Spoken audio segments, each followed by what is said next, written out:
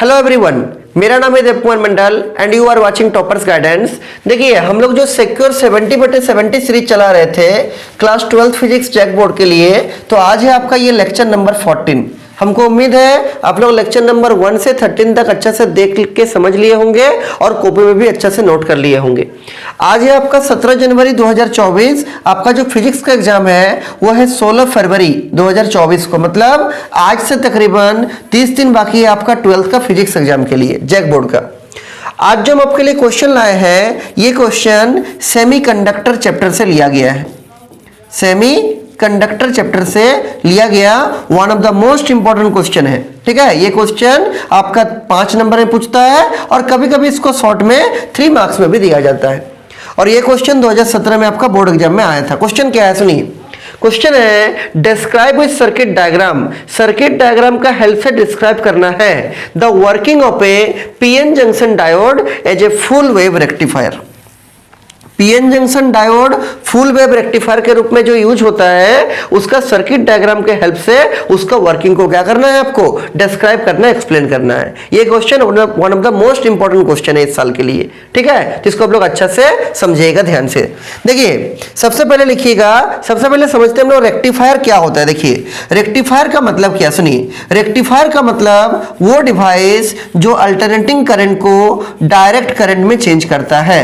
तो एसी को डीसी में चेंज करने वाला क्या कहलाता है, रेक्टिफायर। जैसे कि मोबाइल चार्जर हो गया, ठीक है, तो दीज आर क्या, रेक्टिफायर। ये नहीं पूछा था क्वेश्चन में, क्वेश्चन पूछा है कि फुल वेव रेक्टिफायर का वर्किंग को बताइए। देखिए, उसको नीचे में यहां पर लिखे हैं, सबसे पहले हेडिंग लिखे हैं क्या, रेक्टिफायर। कौन सा रेक्टिफायर, फुल वेव रेक्टिफायर। तो ऐसे आप लिखिएगा हेडिंग क्या, फुल वेव रेक्टिफायर। इसका सबसे पहले देखते हैं प्रिंसिपल को। देखिए, प्रिंसिपल क्या है, तो आप लोग को मालूम होगा कोई भी जो पीएन जंक्शन डायोड होता है, तो ये है पीएन जंक्शन डायोड, और ये पीएन जंक्शन डायोड जो होता है ये उसका पी साइड होता है, और ये जो वर्टिकल लाइन है इसको हम लोग क्या बोलते हैं, इसका एन साइड बोलते हैं। जब हम लोग किसी पीएन जंक्शन डायोड का पी साइड को बैटरी का या सेल का पॉजिटिव प्लेट से लगा देते हैं और एन साइड को उसका नेगेटिव प्लेट से लगाते हैं, जब पी साइड को लगाते हैं पॉजिटिव से, एन को लगाते हैं नेगेटिव से, तब इसको हम लोग बोलते हैं क्या, दिस इज फॉरवर्ड बायस्ड। क्या बोलते हैं इसको, फॉरवर्ड बायस्ड। और कोई भी PN junction diode forward biased में क्या करता है, कंडक्ट करता है, मतलब ये आपका ऑन स्टेज में रहता है। ठीक है, कंडक्ट करता है, करंट को पास करने देता है। लेकिन वही पीएन जंक्शन डायोड, ये आपका पीएन जंक्शन डायोड है इस टाइप से, ये पी साइड है, ये एन साइड है। अगर हम पी साइड को बैटरी या सेल का नेगेटिव से लगा देंगे और एन साइड को बैटरी या सेल का किससे लगा देंगे, पॉजिटिव से लगा देंगे, तो पी साइड को नेगेटिव से, एन साइड को पॉजिटिव से, इसको हम लोग क्या बोलेंगे, दिस इज रिवर्स बायस। क्या बोलेंगे, दिस इज रिवर्स्ड बायस्ड। ठीक है, और इस स्टेज में ये आपका कंडक्ट नहीं करता है, does not conduct, does not conduct, मतलब इस टाइम में ये डायोड आपका ऑफ स्टेज में रहता है, ऑफ स्टेज में रहता है। क्या बोले, कोई भी पीएन जंक्शन डायोड अगर उसका पी साइड को हम बैटरी का पॉजिटिव से लगाएंगे सेल का, और एन साइड को नेगेटिव से लगाएंगे, तब ये आपका कंडक्ट करेगा, ये ऑन स्टेज में रहेगा। और जब हम लोग किसी पीएन जंक्शन डायोड का जो पी साइड है उसको बैटरी या सेल का नेगेटिव से और एन साइड को पॉजिटिव से, तब इसको क्या बोलेंगे, रिवर्स बायस, और ये कंडक्ट नहीं करेगा।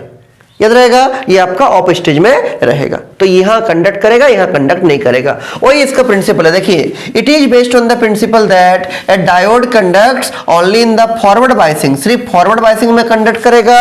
ये जो आपका फॉरवर्ड बायसिंग अभी हम लिखा है ये वाला, इसमें डायोड कंडक्ट करेगा, इसमें कंडक्ट नहीं करेगा। And does not conduct in the reverse biasing.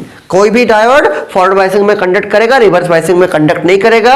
इसी प्रिंसिपल के ऊपर क्या करता है, आपका फुल वेव रेक्टिफायर काम करता है। ये वाला भी आपको समझ में आ गया होगा, हमको उम्मीद है। ठीक है, फॉरवर्ड बायसिंग क्या है, रिवर्स बायसिंग क्या है, ये हम अलग क्वेश्चन में भी अलग से दिखाएंगे, क्योंकि कभी कभी पूछता है एग्जाम में कि फॉरवर्ड बायसिंग क्या होता है, रिवर्स बायसिंग क्या होता है, ये अलग से भी हम अलग जगह दिखाएंगे, आपको अलग क्वेश्चन एक बना कर लाएंगे। ठीक है, अभी के लिए आपको हम रफ में समझा दिए। आगे सुनिए, अगर देखते हैं इसका सर्किट डायग्राम। देखिए, आपको देख के ऊपर से लग रहा होगा कि बहुत खतरनाक डायग्राम है, लेकिन वास्तव में ऐसा है नहीं। इसमें क्या है, यहां पर 2 पीएन जंक्शन डायोड यूज होता है। जो हल्का फुल्का पढ़े होंगे उसको याद होगा कि जो आपका रेक्टिफायर होता है ना, वो बेसिकली आपका दो टाइप का पढ़ना है 12 क्लास में। एक आपका हाफ वेव रेक्टिफायर है और एक है क्या, full wave rectifier. Half wave rectifier में एक डायोड यूज होता है, जबकि जो फुल वेव रेक्टिफायर होता है ना, ये वाला, इसमें आपका दो डायोड यूज होता है। तो ये आपका फुल वेव रेक्टिफायर है। एक ये वाला पीएन जंक्शन डायोड है जिसका नाम दिए हैं D1। ये दूसरा पीएन जंक्शन डायोड है, इसका नाम दिए हैं क्या, हम लोग D2। और ये आपका एक स्टेप डाउन ट्रांसफार्मर है। अब ट्रांसफार्मर कौन चीज होता है, ये भी आपको पढ़ना है 12 में, अलग क्वेश्चन में बताएंगे। ठीक है, ट्रांसफार्मर का मतलब होता है सिंपल लैंग्वेज में जो कि आपका वोल्टेज को ज्यादा से कम या कम से ज्यादा करता है। जैसे अगर आप स्टेप अप ट्रांसफार्मर का बात कीजिएगा तो क्या करेगा, लो वोल्टेज को हाई वोल्टेज में चेंज करेगा।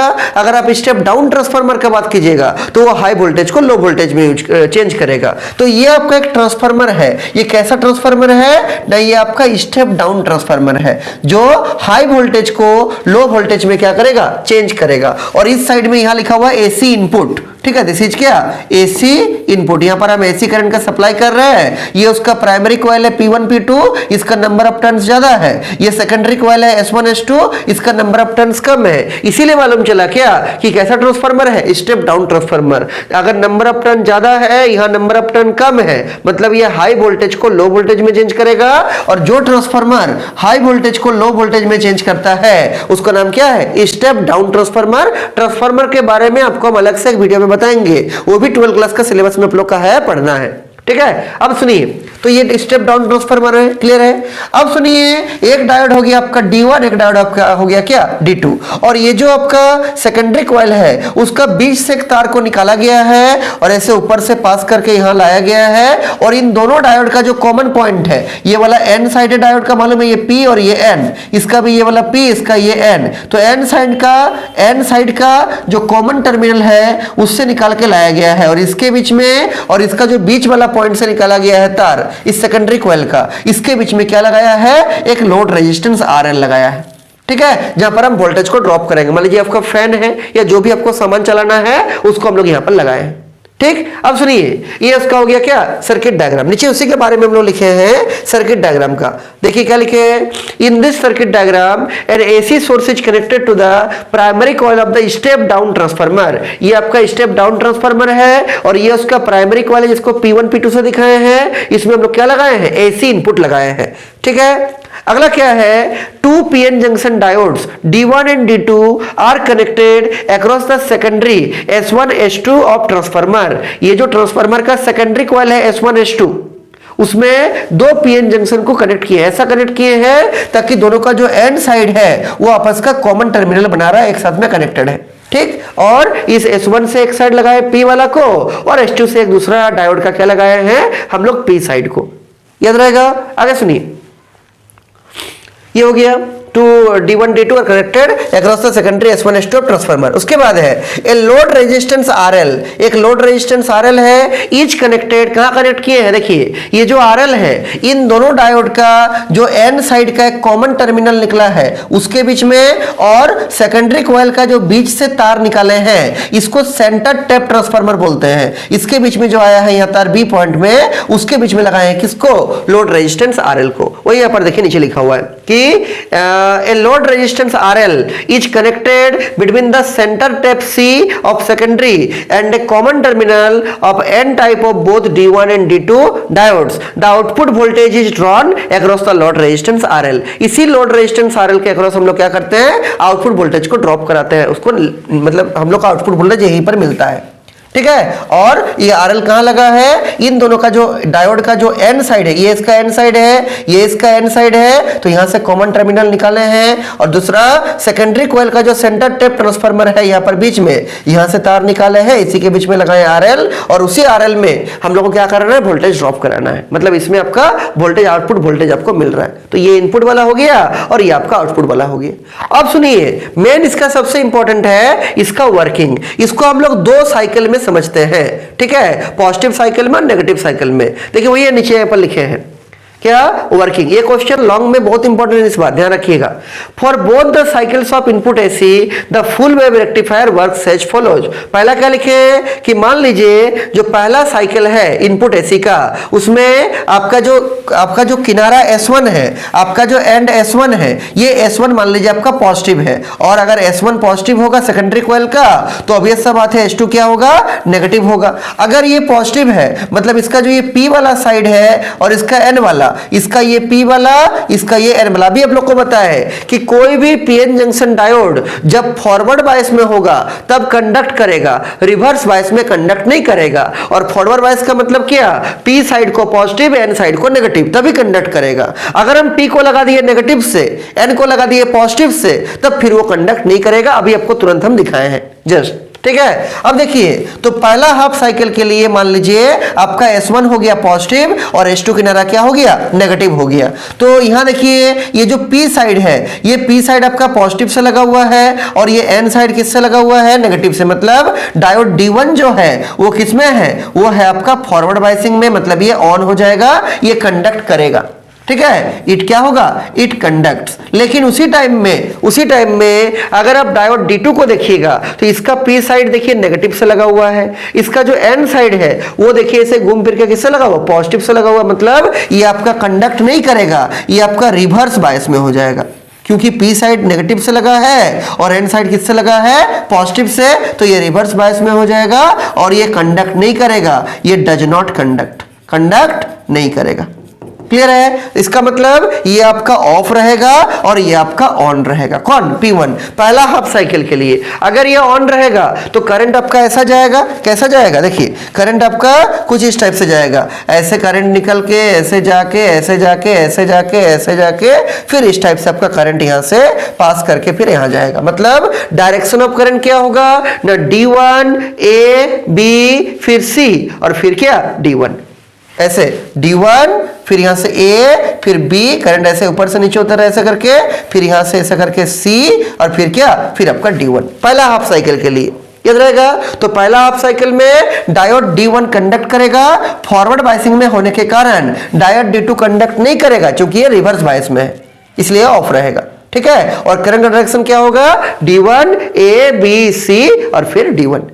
अब सेकंड हाफ साइकिल का देखिए क्या है, जब सेकंड हाफ साइकिल का बात कीजिएगा तो क्या होगा, पोलैरिटी रिवर्स करेगा। पहले ये जो एंड पॉजिटिव था अब वो क्या हो जाएगा, नेगेटिव। पहले ये जो किनारा नेगेटिव था S2 अब वो क्या हो जाएगा, पॉजिटिव। अब फिर से देखिए ये P साइड है, ये N साइड है, ये P साइड है, ये N साइड है। देखिए इसका जो P साइड है वो आपका नेगेटिव से लगा हुआ है, इसका जो N साइड है वो आपका पॉजिटिव से। मतलब ये क्या है, ये आपका रिवर्स बायस में है, मतलब ये आपका कंडक्ट नहीं करेगा, ये डायोड आपका ऑफ हो जाएगा। लेकिन उसी साइकिल में अगर आप D2 डायोड को देखिएगा तो इसका P साइड अब इस बार देखिए पॉजिटिव से लगा हुआ है और इसका N साइड ये देखिए नेगेटिव से लगा, मतलब ये आपका कंडक्ट करेगा क्योंकि ये आपका फॉरवर्ड बायसिंग में है और ये क्या हो जाएगा, ये आपका सेकंड साइकिल में क्या हो जाएगा, ऑन हो जाएगा। तो ये आपका ऑफ हो जाएगा, कंडक्ट नहीं करेगा, और ये आपका कंडक्ट करेगा। और अगर ये कंडक्ट करेगा तो डायरेक्शन ऑफ करंट कैसे फ्लो करेगा, D2 फिर जाएगा A B फिर यहां जाएगा C और फिर जाएगा क्या, D2।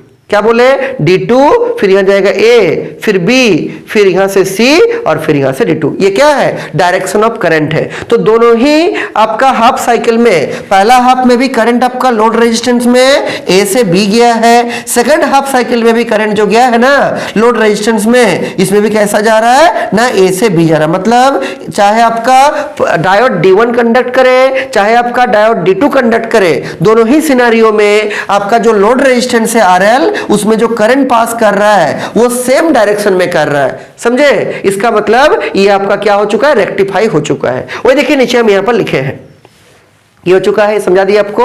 उसके बाद देखिए वर्किंग भी समझा दिए।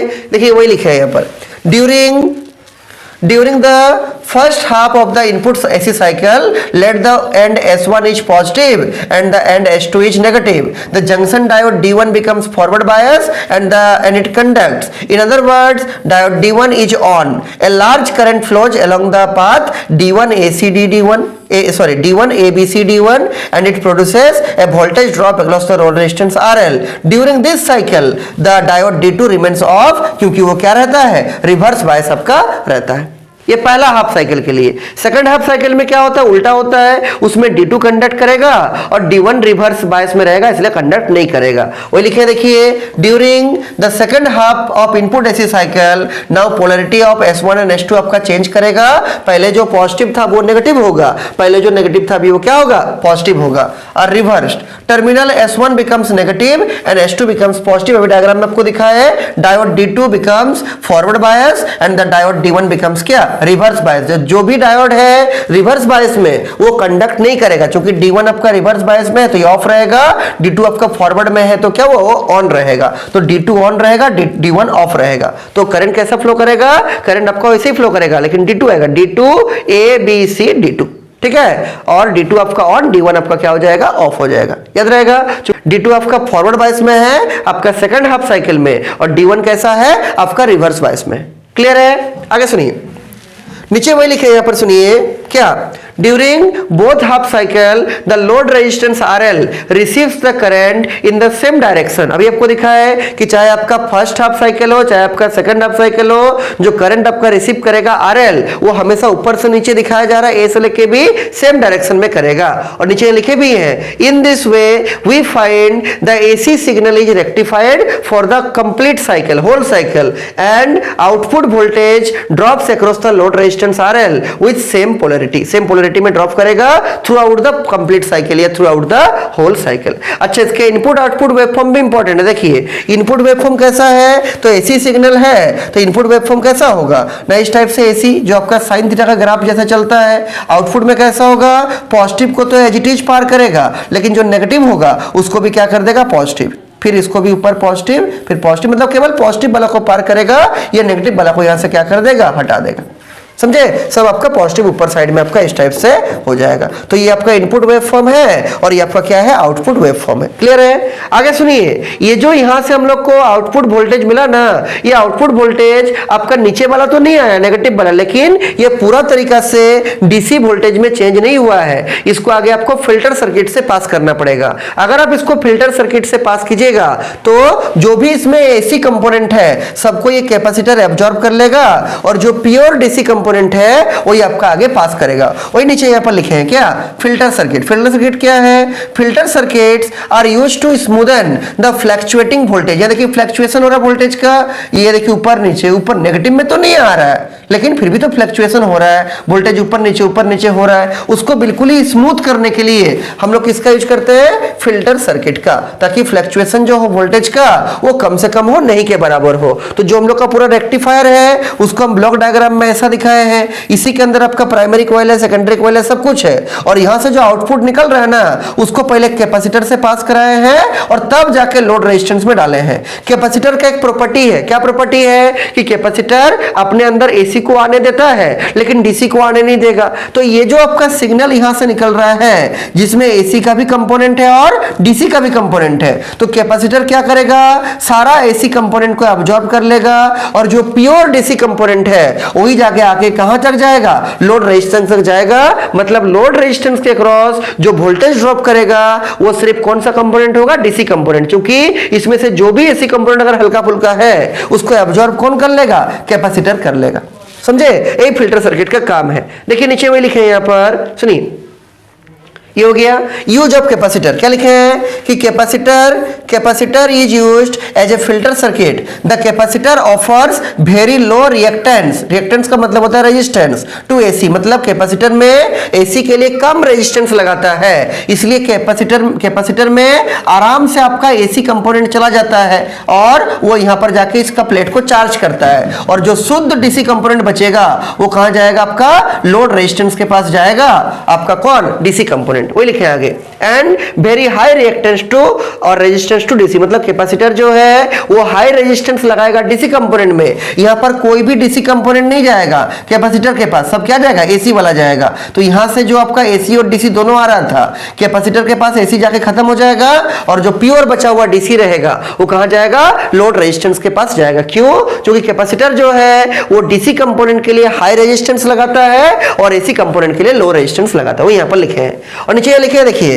ये जो सिग्नल यहां से निकल रहा है जिसको हम लोग रेक्टिफाइड सिग्नल बोलते हैं, वो लिखे हैं the rectified signal is suppose to be a combination of both AC as well as DC. यहां से जो सिग्नल निकलेगा उसमें दोनों रहेगा, एसी भी रहेगा और डीसी कंपोनेंट भी रहेगा, और एसी वाला जाकर यहाँ खत्म हो जाएगा कैपेसिटर में और डीसी वाला आगे बढ़ेगा, और आपका जो लोड रेजिस्टेंस रहेगा वहां पर सिर्फ शुद्ध रूप से डीसी पहुंचेगा। समझे? वही लिखे the AC components are allowed, ये अलाउड लिखा हुआ है, ठीक है। The AC components are allowed to pass through the capacitor, AC component capacitor के पास जाएगा, and the DC components drop across the load resistance RL, और डीसी वाला शुद्ध रूप से कहां जाएगा? आरएल के पास जाएगा, लोड रेजिस्टेंस के पास जाएगा। इन this way the fluctuating of the output voltage reduces. पहले जो इसका फ्लक्चुएशन आपका ऐसे ऐसे हो रहा था, अब ये इसका फ्लक्चुएशन और कम जाएगा, ये लगभग स्ट्रेट लाइन आपका बन जाएगा। देखिए इसका भी हम ग्राफ नीचे दिखाए हैं इस टाइप से, ठीक है। ये आपका एसी इनपुट था, और जो पहले आपका आउटपुट आया था कैपेसिटर फिल्टर लगाने से पहले वो कुछ ऐसा करके था, इस टाइप से था, इसको हम डॉटेड से दिखाए हैं। लेकिन अभी जैसे ही हम कैपेसिटर फिल्टर लगा दिए, अब इसका आउटपुट कैसे आएगा ना, अब इसका आउटपुट बिल्कुल लगभग ऐसे आपका स्ट्रेट लाइन आएगा, ठीक है। हल्का फुल्का कर्व होगा, जैसे यहाँ पर हम दिखाएं हल्का सा कर्व ऐसा करके रहेगा, तो हल्का सा फ्लक्चुएशन होगा, लेकिन वो नेग्लिजिबल, मतलब उसका जो आउटपुट आएगा बिल्कुल क्या आएगा? स्ट्रेट लाइन बनेगा, मतलब वो बिल्कुल ही पूरा शुद्ध रूप से इसमें चेंज हो चुका है, डीसी में चेंज हो चुका है। वही लिखे हैं रेक्टिफाइड थ्रू क्या? कैपेसिटर। अच्छा, इसको हम नोट में लिखाए हैं, ये एग्जाम में इसमें नहीं भी लिखिएगा तो चलेगा, ये ऑब्जेक्टिव में आ सकता है क्या, कि जो भी आपका फुल वेव रेक्टिफायर होता है वो क्या करता है? वो आपका फ्रीक्वेंसी को डबल करता है। लिखे वही, in full wave rectifier the frequency of output voltage or current is twice the frequency of the input supply voltage or current। तो अगर फ्रीक्वेंसी आपका 50 का आ रहा है, उसको 100 कर देगा, डबल कर देगा। तो याद रखिएगा कि the frequency of the output voltage और current is twice the frequency of the input voltage और करंट। मतलब आपका जो फुल वेव रेक्टिफायर होता है वो फ्रीक्वेंसी को डबल करता है। इनपुट का जितना फ्रीक्वेंसी होगा उसका डबल फ्रीक्वेंसी किसका होगा? आउटपुट का। कौन करेगा? आंसर है फुल वेव रेक्टिफायर करेगा। तो अगर एग्जाम में आपको लिखने आएगा इस रेक्टिफायर का वर्किंग और कैसे कैसे काम करता है नहीं करता है, तो आपको यहां तक इसको दिखाना है। इसको भी दिखा दीजिएगा कैपेसिटर फिल्टर को, ठीक है, अच्छा रहेगा। तो इसको अच्छे से लिखने का प्रैक्टिस कीजिए और ये वेव फॉर्म भी दिखाइएगा, और दूसरा इसको वर्किंग को एग्जाम में बना के लिखिएगा। बड़ा सिंपल सा वर्किंग है इसका, अभी आपको हम समझा दिए, ठीक है। वर्किंग में क्या था? नया कुछ नहीं था। एक बार जब ये एंड पॉजिटिव ये एंड नेगेटिव होगा तो ये होगा फॉरवर्ड बायस, ये होगा रिवर्स बायस, ये कंडक्ट करेगा, करंट फ्लो करेगा D1 ABC D1, और जो सेकंड हाफ साइकिल है इसका पोलैरिटी रिवर्स करेगा। अब ये होगा नेगेटिव, ये होगा पॉजिटिव, तो ये फॉरवर्ड बायस होगा, ये रिवर्स बायस होगा। तो अगर ये फॉरवर्ड बायस है, ये कंडक्ट करेगा, ये कंडक्ट नहीं करेगा, तो करंट फ्लो करेगा D2 ABC D2, और फिर इस टाइप से एक बार ये ऑन होगा, एक बार ये ऑन होगा। जब ये ऑन होगा तब ये ऑफ रहेगा, जब ये ऑफ रहेगा तब ये ऑन होगा। इस टाइप से आपका चलते रहेगा, और ये पूरा कंप्लीट साइकिल के लिए उसको रेक्टिफाई कर देगा। तो एग्जाम में अगर पूछेगा रेक्टिफायर क्या है, नहीं है, वर्किंग बताइए, इस टाइप से आप इसको आराम से बता दीजिएगा। तो हमको उम्मीद है आपको ये ठीक से समझ में आ गया होगा। इसको अच्छे से कॉपी में लिख लीजिए और प्रैक्टिस कर लीजिए, और कुछ भी डाउट होगा हमको जरूर से पूछिएगा, ठीक है।